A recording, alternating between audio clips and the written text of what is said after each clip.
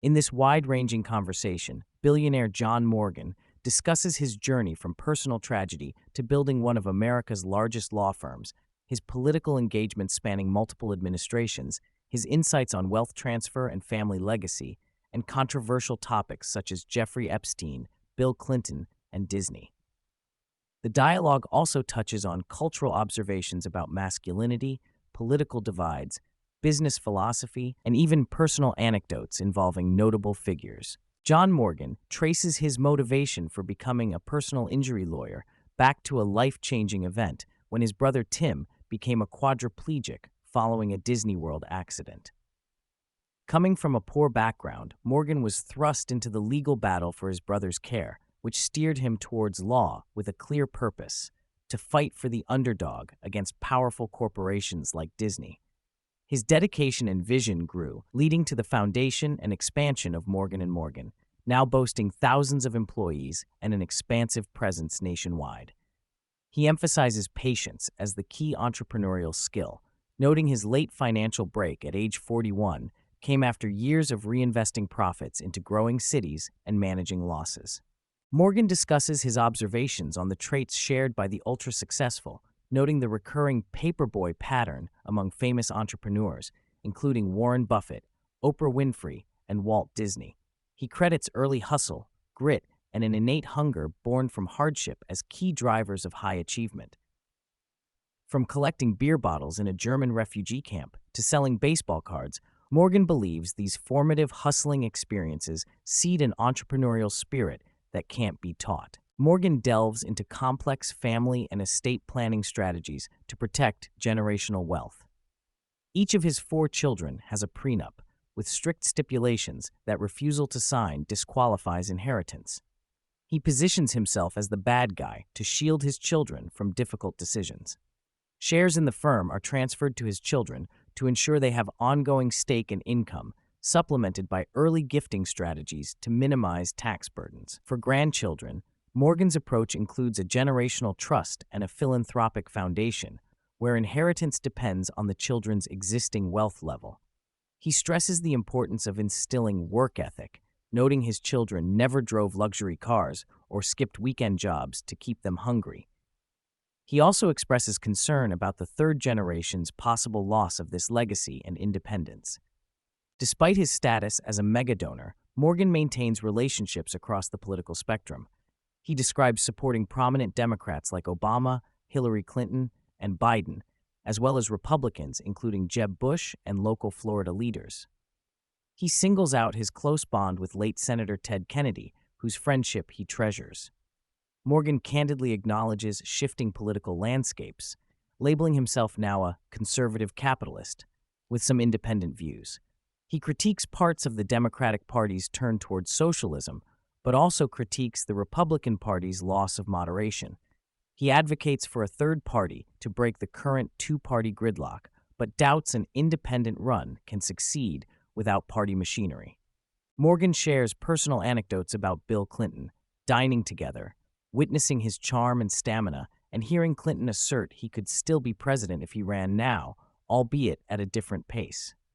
While closer personally to Bill Clinton, Morgan respects Hillary Clinton, but admits his relationship is more distant. He praises Clinton's political acumen, noting the balanced budget achieved during Clinton's presidency and reflecting that today's Democratic Party would see Bill Clinton as a Republican. Morgan firmly states he never met Epstein or handled any Epstein cases. He refutes claims that Bill Clinton ever visited Epstein's island, clarifying Clinton only flew on Epstein's planes.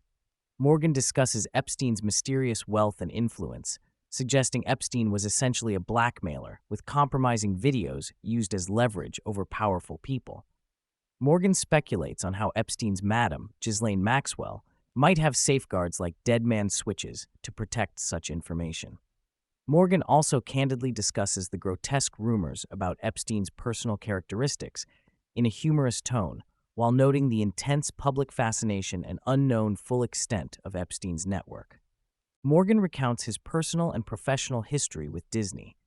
After his brother's accident there, he grew embittered at the corporation's harshness. In recent years, Morgan launched a high-profile legal battle over intellectual property rights related to Steamboat Willie, Disney's iconic character.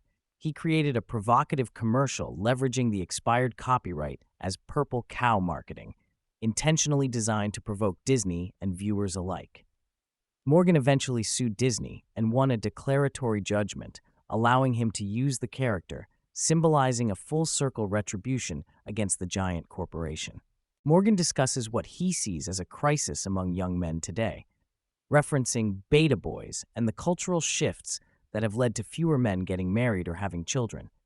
He stresses the importance of real-world socializing and networking as opposed to online dating or isolated living. Morgan advises young men to get it out of their system before marrying and highlights statistics showing much lower divorce rates for marriages begun after age 30. He underscores the value of effort in relationships and getting out into the world to meet people. Morgan defines himself primarily as a businessman and marketer, with law third on his list. He shares his approach of working in modest offices, but living very well, stressing patience and long-term compounding as pillars for wealth. With ventures including law, banks, real estate, and attractions like Wonderworks and Alcatraz East, Morgan demonstrates a flair for combining entertainment with business. He also exposes some skepticism about typical corporate luxury, preferring an efficient, grounded lifestyle. His interests include collecting crime memorabilia and building unique tourist attractions. Morgan critiques Florida's recent political developments, particularly regarding tort reform laws that limit legal recourse for homeowners and medical negligence victims, which he blames partly on Governor Ron DeSantis' veto power wielded with insurance industry backing. He displays skepticism about political motives behind tax proposals like eliminating homestead property taxes, calling such moves political gimmicks. Morgan expresses tentative support for several Florida Republican leaders, noting tensions between them and others. Nationally, he comments on Biden's presidency, recognizing his character and compassion, but lamenting his delegation to staff and challenges with public perception due to health and cognitive issues. Throughout the conversation, Morgan peppers in stories involving celebrities and politicians, such as bowling with Bill Clinton, interactions with John Daly, and friendships with legal and political figures. He reflects fondly on experiences with prominent personalities, displaying a mix of admiration, sharp wit, and occasional irreverence that humanizes his billionaire status. Towards the end, Morgan promotes his FLB shoe line, emphasizing Italian craftsmanship and the meticulous 2-year development process. He shares enthusiasm about the brand's success and international interest. This segue exemplifies Morgan's versatility as both a serious businessman and a marketer who understands lifestyle branding's power. Morgan laments the growing polarization and lack of compromise in American politics. He notes that many voters identify as democratic socialists, creating sharp divides within the Democratic Party, and suggests that a viable third party could bridge this gap. However, he doubts such a movement could succeed nationally without established infrastructure, and cites examples where unconventional candidates still needed party support. Morgan outlines his significant political donations over the years, notably supporting Obama, Hillary, Biden, and others.